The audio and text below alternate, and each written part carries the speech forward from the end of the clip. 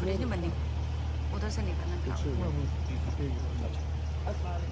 गुलाम साहब आज कैसी महसूस किया कैसी जो एफटी के साथ आपके एडिटोरियल बोर्ड के साथ मीटिंग कैसी रही? अल्हम्दुलिल्लाह लोगों को चेक करते हैं प्लीज। अल्हम्दुलिल्लाह सारे एक्टिविटीज़ बड़े अच्छे चले हैं।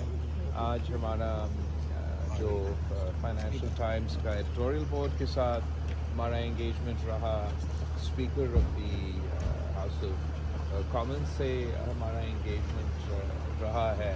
अब हम ब्रिटिश गवर्नमेंट के जो फॉरेन ऑफिस मज़ीद उनके ऑफिशल्स आ रहे हैं, इनसे हम मुलाकात करेंगे। हमारा जो इनका पार्लियामेंट्री ग्रुप है ब्रिटिश हाउस ऑफ कॉमन्स का कश्मीर के हवाले से, उनसे हम इंटरेक्ट करेंगे।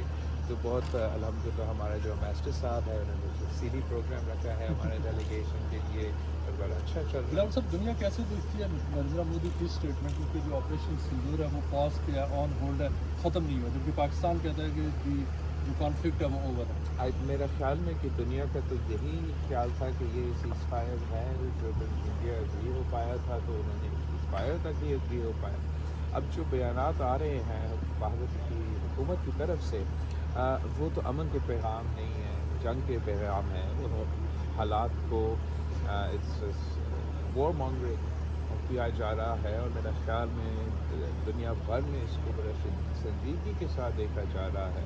कितना मेहनत के बाद जिस तरीके से एक सीज़ फायर कायम किया गया और उस सीज़ फायर का फर्स्ट स्टेप होना था, आगे हमने मज़ीद बातचीत करके एक परमानेंट पीस की तरफ भरना था। मगर नज़र ये आ रहा है कि भारत का एजेंडा ये है कि वो सदर ट्रंप का और इंटरनेशनल कम्युनिटी के इस एफर्ट को अंडरमाइन करना चाहते हैं और एक बार फिर इसलिए उन्होंने उनका इंटरनल असेसमेंट ये है भारत के मिलिट्री सर्विस में कि इन्हें बुरी शिकस्त हुआ है पाकिस्तान के आर्म फोर्सेस के हाथों, हमारा एयर फोर्स के हाथों।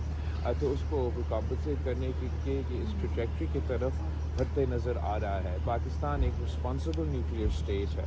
हमने इस जंग के दौरान भी एक बहुत ही रिस्पॉन्सिबल किरदार अदा किया, रिस्ट्रेंट का ज़ायरा किया और आज भी जो ज़िम्मेदारी इस डेलीगेशन को दिया गया है वो अमन की पैगाम लेके उसके लिए जदोजहद कर रहे हैं। जबकि भारत का मेरा ख्याल में इरादा ये है कि वो इनका अपना जो अनरिस्पॉन्सिबल बिहेवियर है उसको कंटिन्यू करना चाह रही है। इंटरनेशनल लॉ के, यूनाइटेड नेशंस के रूल्स बेस्ड ऑर्डर को वायलेट करते आ रहे हैं और आगे जाके शायद इम्कान है कि वो ये।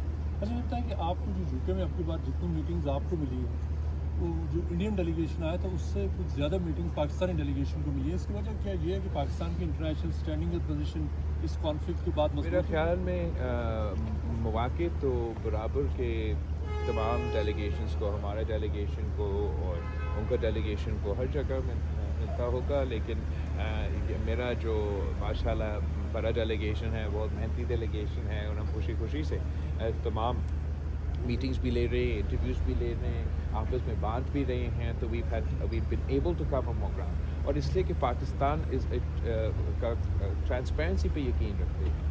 हम अपने आप को मीडिया के सामने, थिंक टैंक्स के सामने पेश कर रहे हैं, उनके सवाल के जवाब देने के लिए तैयार है। इसलिए पाकिस्तान किसी चीज़ को छुपा नहीं रहे हैं, क्योंकि हमारा मुकदमा हकीकत पर मबनी है, भारत का मुकदमा झूठ पे मबनी है, भारत का जंग भी झूठ पे मबनी था और आज का मौक़िफ़ भी जब आप सच के साथ कैंपेन नहीं कर रहे हैं तो मज़ीद मुश्किल होता है। फिर वो लिमिट कर देते हैं अपने इंटरेक्शंस, चाहे वो मीडिया के सामने हो या थिंक टैंक्स के साथ। इसलिए आपको ये बैलेंस नज़र आ रहा है। Thank you.